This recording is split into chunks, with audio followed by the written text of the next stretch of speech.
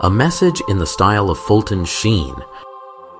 My dear friends, when we speak of God, we often speak in terms of His justice, His law, and His commandments. And yet, there is a truth about God that is even more overwhelming than His justice, and that is His mercy. Mercy is the light that softens the hardness of our hearts.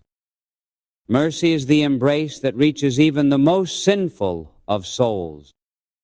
And today, I wish to speak to you about a particular revelation of that mercy. A revelation that, though modern in its timing, is eternal in its essence. The divine mercy.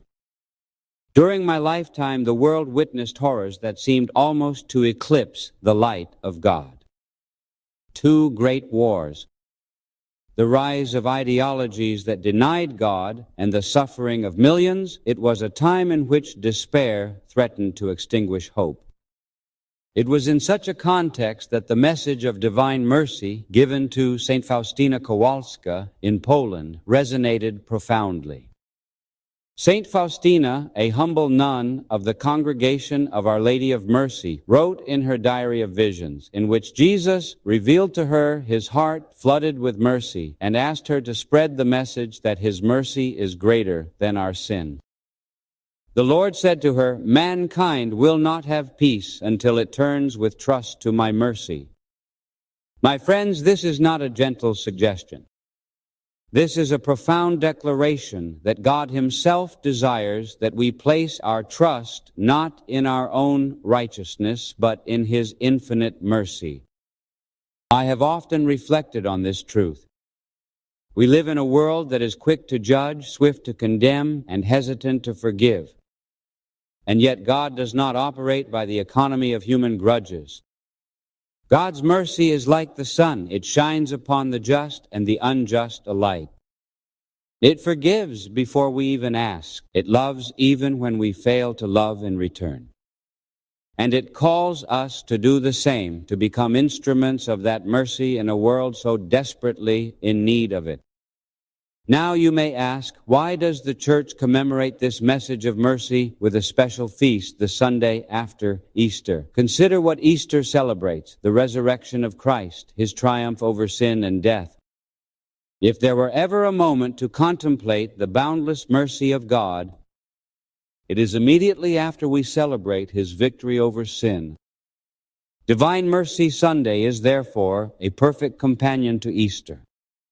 It reminds us that Christ's resurrection is not merely a triumph of power, but a triumph of love and mercy. On this day, the Church invites us to approach the Lord with complete trust, to receive His grace freely, and to participate in His work of mercy for our neighbor.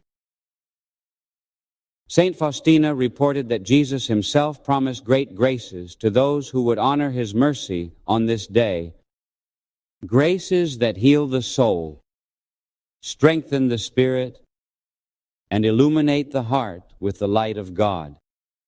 It is a day when the wounds of the world meet the balm of the divine. So let us not shrink from mercy.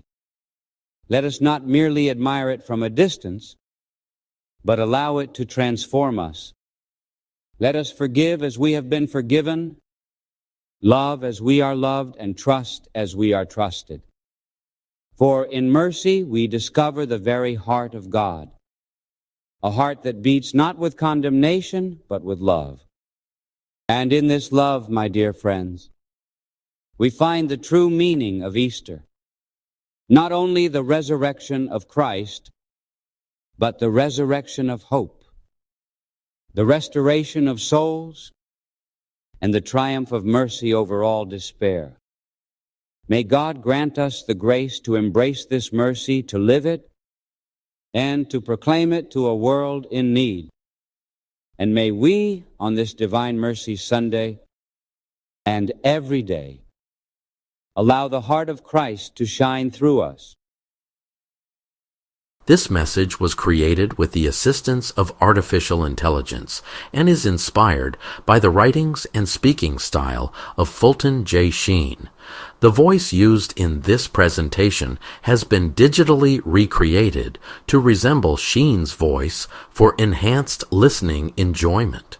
This content is not an original recording or sermon by Fulton Sheen, but a modern interpretation intended for reflection and inspiration.